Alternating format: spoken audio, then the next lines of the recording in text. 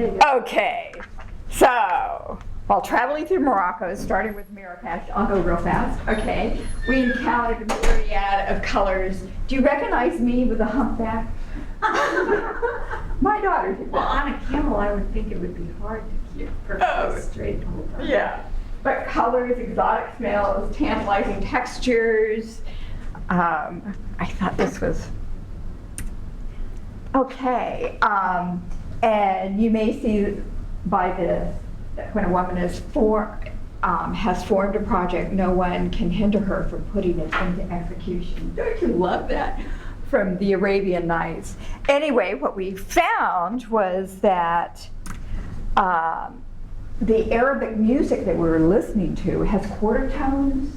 You know, it's halfway between these notes, and they used an instrument called a oud, and it's a string instrument. It's almost like a human voice. You know, it's kind of high. So there was this monophonic sort of texture to the music that we could hear all over, and you know, which we thought was kind of interesting in this multi-ethnic society, you know, with a very rich culture. And so we were listening, you know, to, you know, while our ears listened, our imagination, you know, was sort of listening to the music and the slanted lines of the music. It was a disconnection. You know, it was harmony, but it was a disconnect to our ears. So, and walking through Medina of Fez, in the Medina of Fez, whoops, we're not there yet. And walking through the Medina of Fez, it's one of the oldest wall ceilings with crowded labyrinth. Nothing goes through it except people, every now and then a little scooter. And it was enthralling, kind of twisting all around, and you know, it was in these mysterious walls. So you would go down here and then here and here, and it was all, you know, we had to have a guide. There was no way you could ever find your way back. And where we stayed was a luxurious riad. There were textures, colors, vivid tactile displays of spices and, you know, paintings and all this. Now, while doing this, I knew that, and I can tell you all, Warren and I are fighting over the bed. I see how I'm moving. This is how I am at night. I kick all over the place. So we decided we had to get a king size bed, but with separate mattresses. Now this is something I wouldn't tell anybody else. So I had to come up with a bed. Oh no! No, it's not being recorded.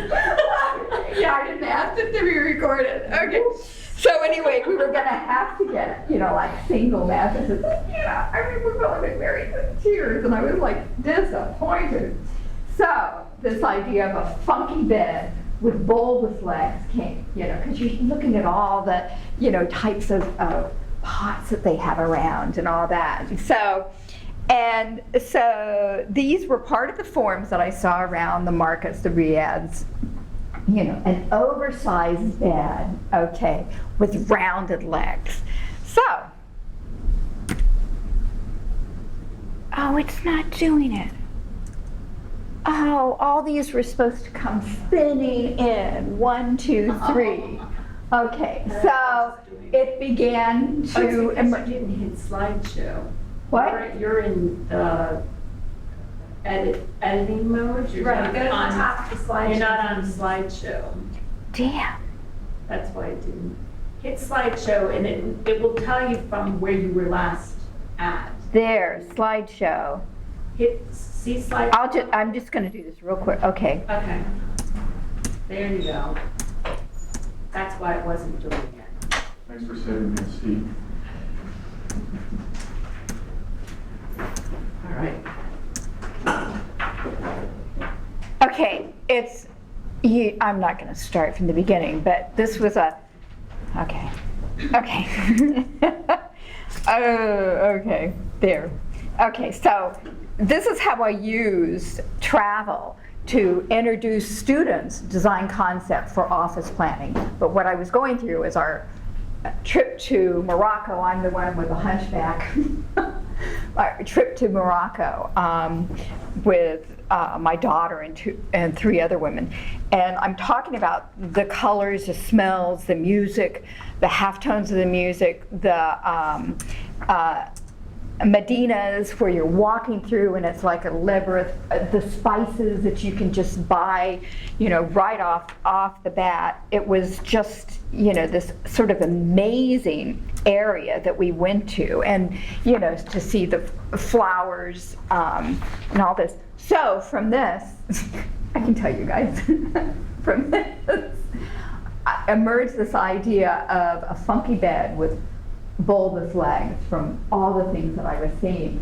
And it was because I move all the time at night, and I move on the bed. Yeah, and so I had to have a larger bed with 2 mattresses because poor Warren can't sleep with me. So what emerged was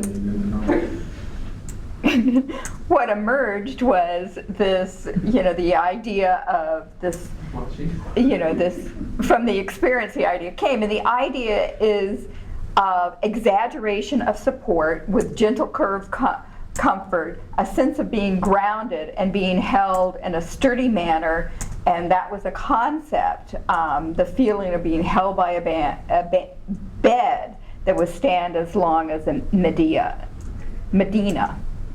So these were some of the preliminaries. Nope. I wanted to get something more of a this type of bed, really a bulbous sort of look. And he thought I was crazy. Sean, who you just saw pictures of, who put the installation, who built the bed, it took him about 4 months. Okay, but then, after it was done, let me go back. After it was done, Eugene, that mattress on the floor, is that where Warren sleeps? yeah, that's where he sleeps. Yeah. No, he usually, sometimes he sleeps over in the loft of the other buildings. These were the 2 new mattresses. Okay. So, this is great. I'm so glad it's only you guys. I'm having too much fun. And this is what I do in front of my class. So it had to be wood because, I was dealing with it. And it was a cherry and maple wood. So some of it's going to turn much darker, as the cherry ages. And this is something, sort of a nod to my mom when we lived in Chippenham and seeing all the cherry trees, and then she loved bird's eye maple or maple. So also what happened is once that was put together, then I thought, well, wait a minute, I have to have some sort of cover to go with it. And so, I love the silks that we were seeing there. I love the way, it's a powerful bed, but it need to come into sort of the imagery of the Arabian Nights. And so I started with the sheen of silk, brilliant color, subdued, surrounding patterns of thread. So, and actually I didn't have samples when I went to buy the get the fabrics, but it was amazing how I ended up with pieces that matched what was in my house. It was 1,001 pieces. It was cutting each piece individually and basting it together, then sewing it together, and then, piecing it together. And so, what I was trying to show the students is that, it had to have, when if you pick a country and you're looking at a country, and then you're trying to think about the colors, what the experience is there, like the Medina, trying to walk through, the labyrinth of the Medina of taking it through, and then, the colors you see. And so anything that you do is really in our design process, is part of our design process, and everything, goes back to, what was that concept? How did you come up with this concept? What were you trying to do? And so I was using countries to teach design concepts, and this is another piece that I designed, but it was years back, and it's designed it as a jewelry box, but it's 5 feet tall, and when it finally, okay, I drew it up and all that, I couldn't see in the top drawer. It was for the taller women. Okay, so what do I try to do with students is I make them do a concept by picking a country. What is interesting, I'm having some of the same students that aren't, from office planning to here, and on doing the project, they have to think of health. That is what they're going, to do their research in, was health. And they said, well, we're not going to have a country? I went, no! Okay. But this was office planning where, they're picking a country to, come up with, and so they have to come up, develop what, the type of terminology that they want to come up with, the type of images from that country, sort of researching, looking at the history, the population, what is, all these different aspects. How do they make livings there? What are they trying to do, with their country? And, it's gets to be a struggle because, they're really looking at these images. They're trying to develop their design concept before they can get into, I want to go to Madagascar. I've never, it just becomes, a phenomenal sort of spacious thing. The animals are just exquisite, the coloring, so they're looking at, this to try to develop their design concept. The native populations, the Lambra, the exotic insects, animals, forestry, the towering, so they have to match their sort of the terminology that they want to use to describe their project.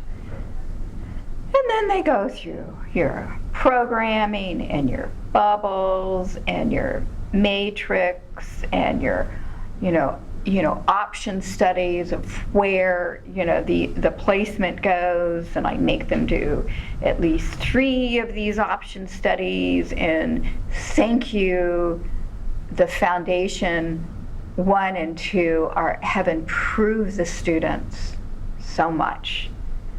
It's really, they have a much better understanding with this new curriculum that we've gone through. Okay. And then this was, their final boards, okay, and there are 3 boards. I just, blew up the perspectives, which, you have the feeling of what they were showing you as their inspiration from those countries. And it was exciting to see, what they were developing. And here's a plan blown up, but so it was exciting how they could use what they were researching and really develop something that carried out the concept. And this was another one. It was Italy. It was a free flow. You sort of get the idea of the canals, of the, sort of the separated spaces, from what she was putting on as her concept and going that way. Here was another one using Greece, and she was serenity the curves, and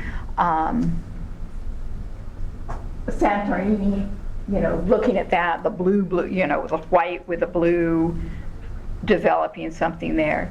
we also, then they had to incorporate all the codes, right? So we have to go through the codes that deal with interior design. So they're looking at the history of the country, they're trying to, simulate what they've drawn from that, and then they're having to deal with the space planning and doing their code analysis that they then put into their construction documents. And we did this construction documents on the second floor of the building.